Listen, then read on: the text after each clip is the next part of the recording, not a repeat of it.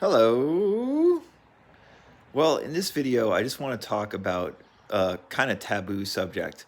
I've spoken about it before in my book, The Law of Attraction Simplified. You can get a free copy of that book below. But basically, one of the elephants in the room, and it turns out there's several elephants in the room when it comes to manifestation advice, as well, honestly, is a lot of mindset advice. And the point I want to make is that it's often people like myself who have more of a counseling background that can help you apply these type of ideas in an integrative way as opposed to more popular manifestation or mindset teachers that you probably are watching on YouTube. This channel is an exception to basically mainstream mindset and manifestation advice in the sense where when I make big claims about changes, I try to back them up with evidence. And when I say evidence, I don't just mean scientific evidence, because the science, to be just blunt, has not caught up to what's really going on for a lot of these manifestation concepts. You can riff on about quantum physics all day. The quantum physics is really more of a marketing tool for most people at this point than it is the reality of how this stuff works in day-to-day life. The truth of the matter is, for so much mindset and so-called manifestation work, there's a lot of really interesting psychology about it regarding our imagination that is genuine and authentic. And the reason that people like Neville Goddard are so popular these days, relatively speaking, is because they speak about the imagination in this very evocative way that many of you and myself know to be true. Basically, that your imagination is much more powerful than traditional science gives it credit for. The problem is, most of the videos people are watching when it comes to these ideas, whether it's Neville or somebody else, Abraham Hicks, Joe Dispenza, or some of the smaller creators that still are very popular on YouTube, is they touch on something that's true, that can be helpful for sure, regarding imagination or things you can do in regards to your mind body relationship, or in terms of expectancy, or ways to change your level of anticipation that can profoundly affect your life. Okay, I'm not saying that stuff is not true. I completely agree that it is true, but the way it's framed usually on YouTube and even by these great teachers like Neville is in a manner where it becomes inadvertently, or sometimes intentionally, but usually inadvertently, dogmatic. For instance, Neville always says, "This is a law. This is a law," right? And you hear that all the time. This is a law. Your imagination must create your reality. And Neville's just wrong about that, in my experiences. Whenever you hear dogmatic language used like that, it's usually more of a persuasive tactic, a hypnotic tactic to get you to believe more in it, as opposed to an actual literal truth.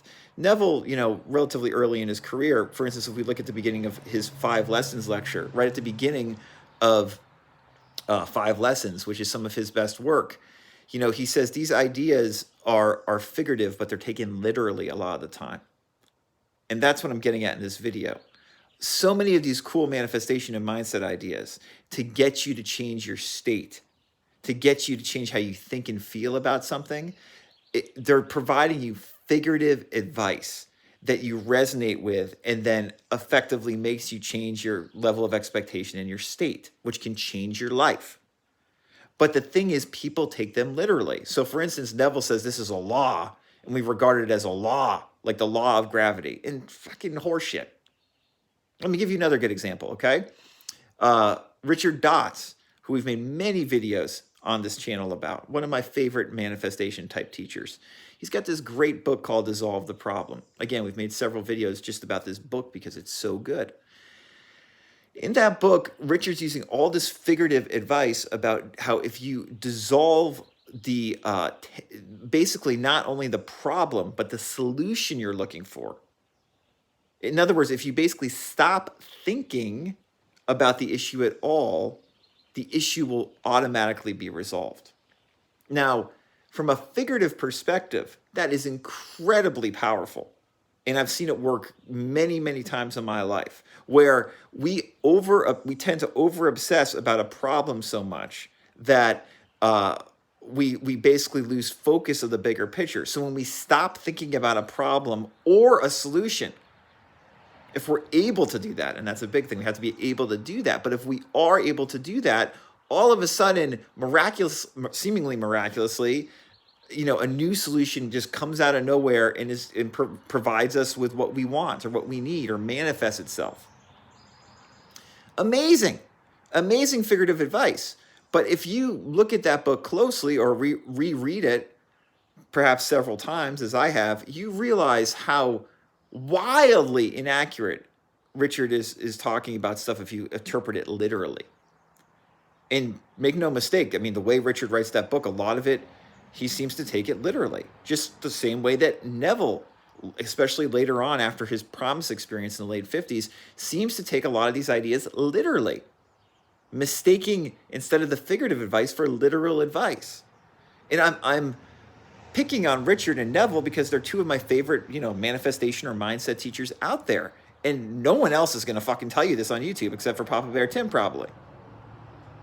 It's just how it is. I hope some of you are still with me here. Because, again, this is what I'm talking about seems so out of, it's like, whoa.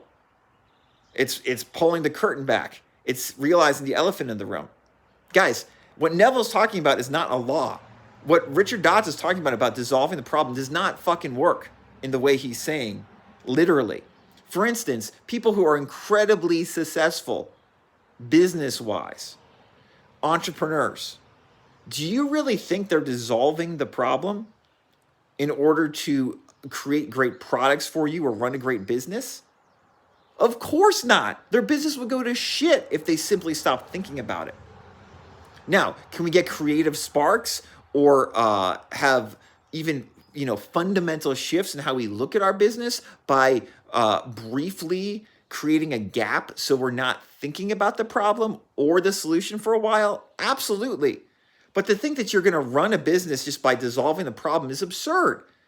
Human beings in general, in my opinion, this is going to seem really controversial, are not meant to just sit around in a corner all fucking day and manifest amazing things all the time. That's why, like, the Neville line, you won't have to lift a finger, is fucking absurd. You won't have to lift a finger. You really think if you want a great relationship or if you want to, manifest a considerable financial success of several $1 million, or if you even something more simple like want to live in your dream house, you won't have to lift a finger? Really you think you're just going to sit in the corner or sit in your room all day? No fucking way. There might be occasionally exceptions, and we hear those plastered all over YouTube videos, but those are the exceptions, not the rule. People take these ideas too literally while they work most effectively figuratively as psychological tools and as mind-body recalibrations. The reason I talk about Emile Coué so much on this channel is that Coué is very different than most of these manifestation teachers in that he basically says this. He says this is all self-hypnosis. This is a psychological process that you are doing to yourself. He doesn't, swamp it with all these, figurative terms, making it seem like this grandiose metaphysical universal laws, the universe must award you type bullshit language. That language is beautifully evocative, but it's not real.